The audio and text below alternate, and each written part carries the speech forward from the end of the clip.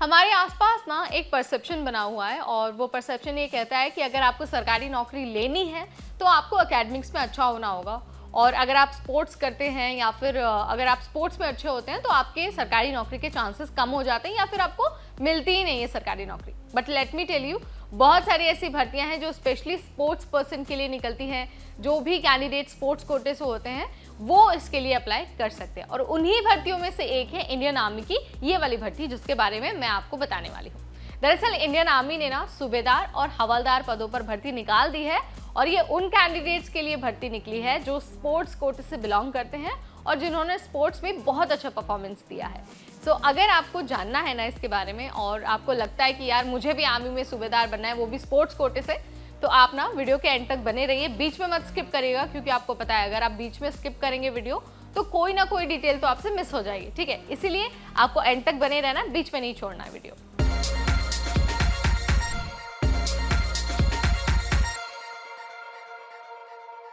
Hi everybody, मैं हूं नेहा आपके साथ, और नौकरी वाला एक और वीडियो लेकर आपके सामने हाजिर हो गई हूं। बात हो रही है सेना में सूबेदार और हवलदार पदों पर भर्ती के बारे में, और किन के लिए निकली है ये भर्ती, ये मैंने आपको बता दिया है। अच्छी बात यह है कि ये जो भर्ती है ना वो मेल और फीमेल दोनों कैंडिडेट के लिए निकली है, बट आपको ये मेक श्योर करना होगा कि आप अनमैरिड हैं दोनों कैटेगरीज के लिए। स्पोर्ट्स में तो आपका अच्छा होना जरूरी है ही, साथ ही जो अनमैरिड है ना वो भी एक सिलेक्शन क्राइटेरिया है, वो भी एक एलिजिबिलिटी क्राइटेरिया है। अगर आप मैरिड हैं तो आप इस भर्ती का हिस्सा नहीं बन पाएंगे। चलिए आपको क्विकली ये बता देते हैं कि आपको फॉर्म कहाँ पर भरना है, कब तक भरना है, और आपके पास कौन सा सर्टिफिकेट होना जरूरी है। देखिए, जो एप्लीकेशन का प्रोसेस है वो चल रहा है, आपके पास 30 सितंबर तक का टाइम है। उसके बाद आप आवेदन नहीं कर पाएंगे और इस भर्ती का हिस्सा नहीं बन पाएंगे, याद रखना है आपको। अगर आपको इस भर्ती का हिस्सा लेना है ना तो आपको ये मेक श्योर करना होगा कि आपने इंटरनेशनल या फिर जूनियर या सीनियर नेशनल चैंपियनशिप में भाग लिया हो, और साथ ही आपने खेलो इंडिया गेम्स जैसे जो स्पोर्ट्स कंपटीशन है ना उसमें हिस्सा लिया हो। आपको ये मेक श्योर करना है, इससे कम कोई भी योग्यता एक्सेप्टेड नहीं होगी। अगर आपको कोई डाउट लगता है, कुछ जानना है, तो आप क्या कर सकते हैं, आप ऑफिशियल वेबसाइट पर जा सकते हैं और वहाँ पर जो डिटेल नोटिफिकेशन है वो डाउनलोड कर सकते हैं और वो चेक कर सकते हैं। इसके बाद ना मैं आपको ये बता देती हूँ कि जो एज है ना, एज लिमिट क्या होनी चाहिए। सो मिनिमम एज 17.5 साल और मैक्सिमम एज 25 साल होनी चाहिए। इससे कम या फिर इससे ज़्यादा अगर आपकी एज होती है ना तो आप अप्लाई नहीं कर पाएंगे। सो ये सिर्फ इस भर्ती के लिए नहीं है, यूजुअली जो सेना की भर्तियाँ होती है ना उसमें एज लिमिट कम ही रखी जाती है। सो आपको याद रखना है 17.5 साल से कम और 25 साल से ज़्यादा अगर उम्र है आपकी तो आप फॉर्म नहीं भर पाएंगे, इस बात का आपको ध्यान रखना है। इसके अलावा अगर मैं योग्यता की बात करूं तो आपके स्पोर्ट्स परफॉर्मेंस के साथ साथ आपके पास 10th पास का सर्टिफिकेट होना भी ज़रूरी है।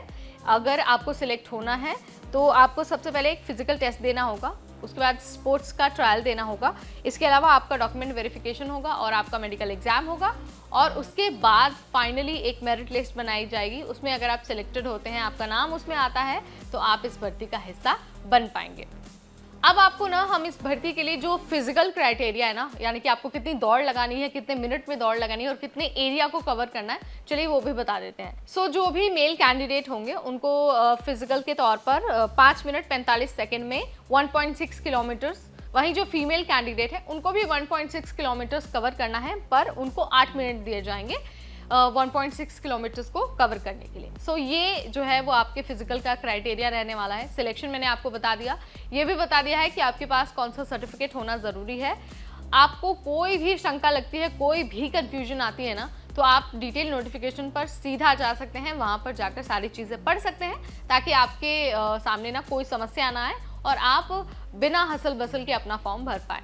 So this is all about Indian army havildar and सूबेदार भर्ती 2024। कोई सवाल है आपका और कुछ भी आपको जानना है ना तो आप मुझे कमेंट के जरिए बता सकते हैं। पूरी कोशिश होगी कि हम आप तक पहुंचे और आपके हर सवाल का आंसर दे पाए। तब तक मुझे यानी नेहा को दीजिए इजाजत। Keep watching NBT tech add.